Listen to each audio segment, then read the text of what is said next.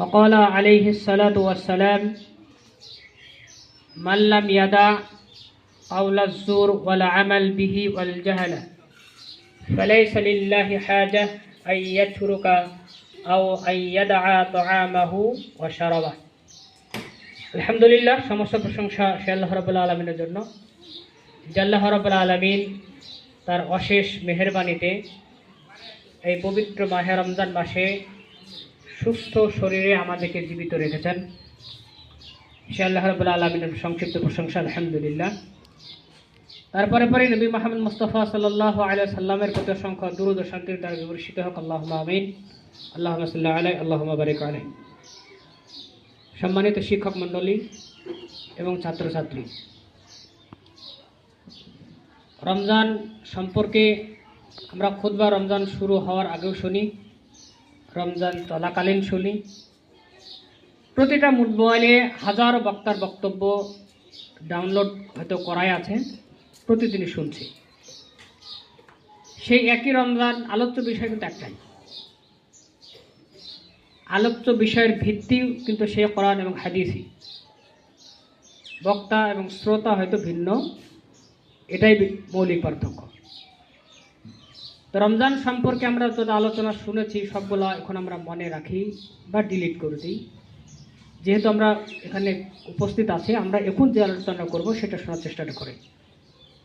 Wise একাডেমির পক্ষ থেকে আপনাদেরকে আহ্বান করা হয়েছে এবং যারা এখানে শিক্ষক হিসেবে খেদমত আঞ্জাম দিচ্ছে তাদের উদ্দেশ্যে আজকের এই আলোচনা মোটেই লম্বা না, খুব বেশি হলে তো 20 মিনিট, তার চেয়ে কম করার চেষ্টাটা করা হবে। সর্বপ্রথম রমজান এই শব্দটার অর্থটা কি? রমদ মানে হলো ফ্ল্যাশ। আমরা যাদের কাছে ক্যামেরা আছে আমরা সকলে জানি ফ্ল্যাশ জিনিসটা কাকে বলে। তো রমদুন মানে হলো ফ্ল্যাশ, মানে তীব্র আলো। তো রমদান এটা হলো রমজের superlative formation, good, better, best যেমন হয়। তো রমজ থেকে রমদান, তার মানে সর্বোচ্চ আলো বা জ্যোতি। এই রমজান মাস আল্লাহ রাব্বুল আলামিন কোরআন মাজিদেও বলেছেন, শাহরু রমাদান আল্লাযী উনজিলা ফীহিল কোরআন। রমজান মাস যাতে আল্লাহ রাব্বুল আলামিন পবিত্র কোরআন অবতীর্ণ করেছেন। তাহলে শাহরু রমজান এটা মানেটা হলো মান্থ অফ ফ্ল্যাশ, তার মানে বিদ্যুতের মতো চমক সৃষ্টি হবে এমন একটা মাস। এটা হলো আক্ষরিক অর্থ। ইসলামী পরিভাষাতে রমজান বা এখানে যে জিনিসটা বলা হয়েছে সেটা হলো পুড়িয়ে দেওয়া। এরও আক্ষরিক অর্থ হলো আর একটা পুড়িয়ে দেওয়া। তাহলে পুড়িয়ে দেওয়ার মাস। এখন বিষয়টা হলো পুড়িয়ে দেওয়ার মাস, এটা তো বুঝলাম, কিন্তু কি পোড়ানো হবে, কে পোড়াবে? যারা রোজাদার তারা পোড়াবে। যে জিনিসটা পোড়াবে সেটা হলো পাপ।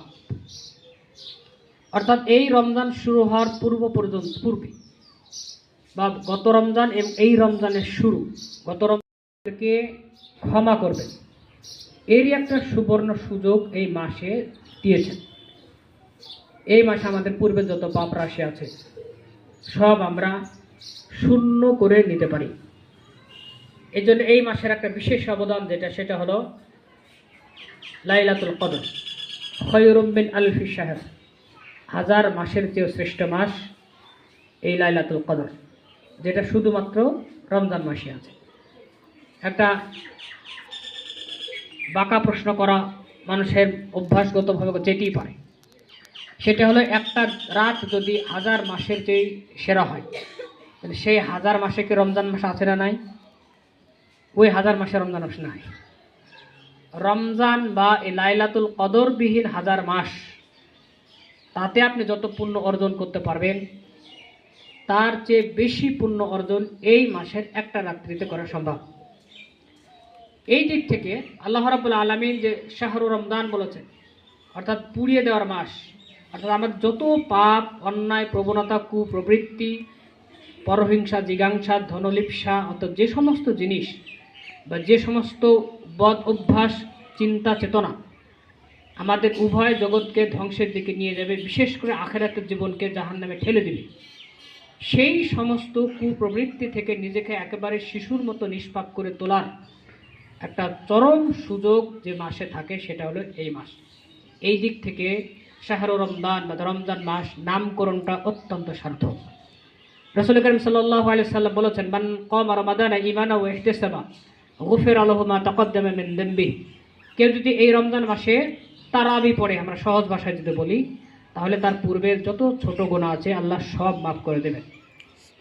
কেউ যদি মানে সামা রমাদানা ঈমানান ওয়া ইহতিসাবা গুফিরা লাহু মা তাকদ্দামা মিন যামবিহি, কেউ যদি বিশ্বাস এবং পুণ্য অর্জনের উদ্দেশ্যে, সমাজের ভয় নাই, শ্বশুর শাশুড়ির ভয় নাই, বা যেখানে আপনি কাজ করেন সেই কর্ণধারের ভয় নাই, আল্লাহ সন্তুষ্ট অর্জনের জন্য পুণ্য অর্জনের উদ্দেশ্যে ইমানের সাথে বিশ্বাসের সাথে কেউ যদি এই মাসে রোজা রাখে, তার পূর্বের সমস্ত গুনাহ আল্লাহ মাফ করে দেবে।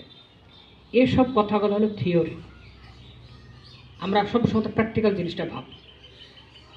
আমরা আসলেই কি রমজান মাসে আল্লাহ রাব্বুল আলামিন যে অনুকম্পা, দয়া, অফুরন্ত করুণা রেখেছেন, সেই সমস্ত করুণা, দয়া, মাগফিরাত পাওয়ার আমরা যোগ্যতম প্রার্থী কিনা, আমাদের ক্যান্ডিডেচার যেটা, সেটাকে প্রথমে জাস্টিফাই করা।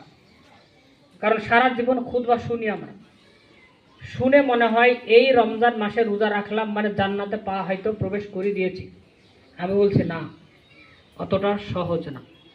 রাসূল করিম সাল্লাল্লাহু আলাইহি সাল্লাম যে রসুল রমজানের এত ফজিলতের কথা বলেছেন, সেই রসুল এটা বলেছেন, মাল্লাম ইয়াদা কাওলা যুর ওয়াল আমাল বিহি ওয়াল জাহালা ফালাইসা লিল্লাহি হাজা আইয়াতরুকা তুআমাহু ওয়া শারাবাহ। কোনো ব্যক্তি যদি